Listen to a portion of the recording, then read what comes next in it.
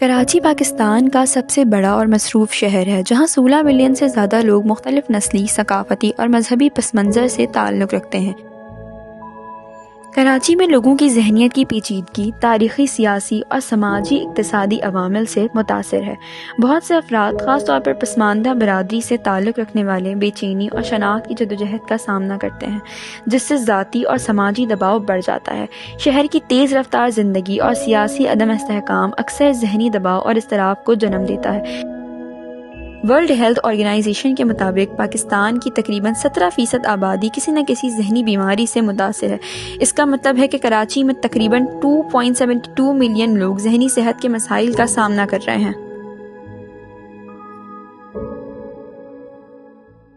2013 میں ایک bomb blast ہوا باس ٹاؤن میں۔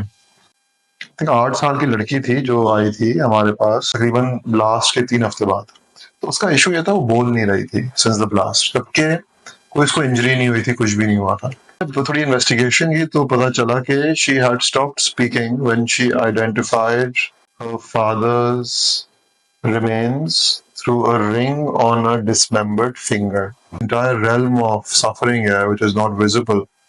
اور اس کے بارے میں کچھ کر نہیں سکتے تھے اس وقت، کیونکہ کوئی اسکلز بھی نہیں تھیں اینڈ اس وقت کوئی ادارے بھی نہیں تھے۔ تسکین کا مقصد is the promotion of mental health and prevention of mental illness in Pakistan. ہمارے پاس 4 مین ڈپارٹمنٹس ہیں۔ Department is public awareness. Public awareness کا فوکس ہوتا ہے on stigma reduction, mental health awareness. Second department ہے ویلنس، وہ فوکس کرتا ہے providing free of cost telephonic mental health services. When it started, ہم نے صرف ریفرل سروسز سے شروع کیا تھا، بٹ جیسے سے ڈیمانڈ بڑھنا شروع ہوئی تو ہم نے پھر اپنے ان ہاؤس سائیکالوجسٹ بھی ہم نے ہائر کیے، and now we have a team of psychologist, almost 12 psychologist are on board. We get calls from all over the Pakistan, even کچھ انٹرنیشنل کالز بھی آتی ہیں۔ The reason یہ service free of charge is exactly this کہ جو سب سے underserved, underprivileged population ہے وہ ایکسیس کر پائیں۔ یہ سروسز صرف ایک ایلیٹ یا پریولیج کے لیے نہ محدود ہوں۔ We do have a couple of partners on board. British Asian Trust کے ساتھ مل کے ہمارے جو primary health integration clinics ہوتے ہیں ہم اس میں کام کرتے ہیں۔ We make sure کہ ہم under privileged communities کو زیادہ reach out کریں۔ GIZ ہمارے ایک partners ہے جو کہ افغان refugees پہ ہم کام کر رہے ہیں۔ ہمارا ایک پورا community department ہے جو کہ low income schools کو cater کرتا ہے، وہاں پہ teachers ہیں، students ہیں۔ And زندگی ٹرسٹ نے ہمیں approach کیا تھا for a couple of sessions. And then we also have Bayview High School. ہماری 2 primarily series ہیں، ایک کا نام ہے دل کھولو اور دوسری ہماری جو ویڈیوز ہیں وہ ہماری ایجوکیشنل ویڈیوز ہوتی ہیں۔ جیسے اب جیسے ہی انٹر ہوئے آپ نے دیکھا ایک وال آف ہوپ ہے، تو اس میں ہماری اسٹوریز آف ہوپ ہے۔ دل کھولو اور stories of hope series in لوگوں کو انوالو کرتے ہیں جن کا آلریڈی لیفٹ ایکسپیرینس رہ چکا ہے مینٹل ہیلتھ کے ساتھ۔ تو ہمارے پاس جو بھی پارٹیسپینٹس ہوتے ہیں وہ عام لوگ ہوتے ہیں جو کہ مینٹل ہیلتھ کرائسس سے گزر چکے ہیں۔ Basically, if you are experiencing sadness یا depression یا anxiety جو بھی آپ نام دیتے ہیں اس کو، then first you must understand کہ یہ مسئلہ کس چیز کا ہے۔ یہ جسمانی مسئلہ ہے۔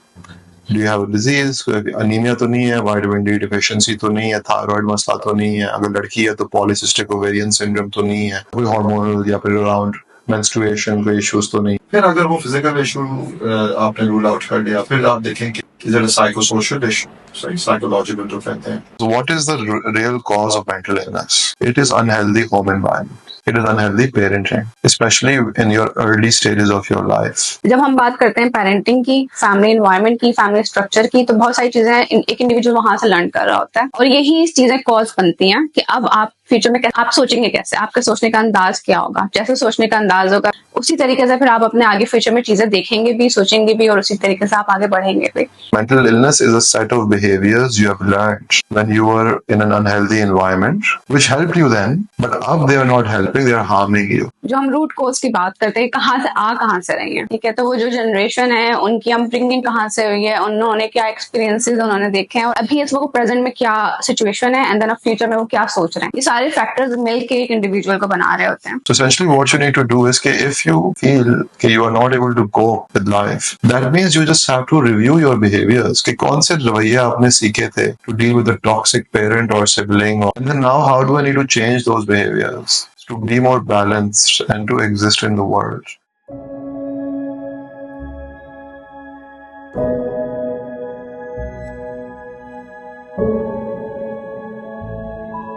کراچی کی نوجوان نسل جنریشن زی خاص طور پر ذہنی صحت کے مسائل سے متاثر ہو رہی ہے۔ یہ نسل سوشل میڈیا، تعلیمی دباؤ اور مستقبل کی غیر یقینی صورتحال کا سامنا کر رہی ہے۔ تعلیمی کارکردگی پر والدین اور سماجی توقعات کا بڑھتا دباؤ ہے۔ بے روزگاری اور افراط زر کے اثرات ان کے اضطراب اور ڈپریشن کو مزید بڑھا دیتے ہیں۔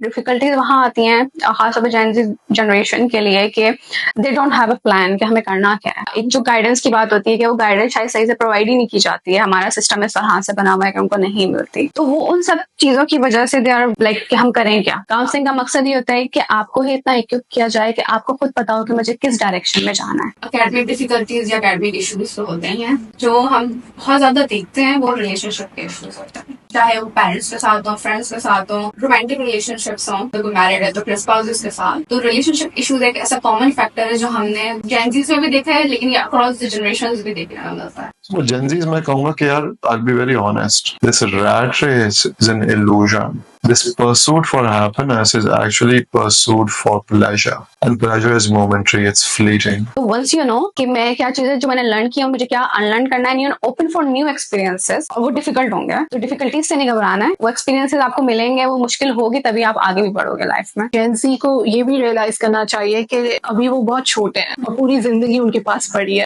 اور یہ سارے ایکسپیرینسز آتے رہیں گے، it's a part of life. اچھا وقت بھی آئے گا، برا وقت بھی آئے گا۔ صحت مند پاکستان صرف تب ممکن ہے جب معاشرہ صحت مند ہوگا۔ ایک معاشرہ صرف تب صحت مند ہو سکتا ہے جب خاندان صحت مند ہو، because families are the building blocks of a society, and a family can only be healthy جب اس میں جو انڈیویجولز ہیلدی ہوں، اور وہ individual can only be healthy جب وہ physically, psychologically and spiritually healthy ہو۔ ذہنی سکون حاصل کرنے کے لیے پہلا قدم اٹھائیں، کیونکہ آپ کی ذہنی صحت آپ کی زندگی کے لیے اتنی ہی اہم ہے جتنی آپ کی جسمانی صحت۔ وقت، صبر اور مدد کے ساتھ آپ اپنی مشکلات پر قابو پا سکتے ہیں۔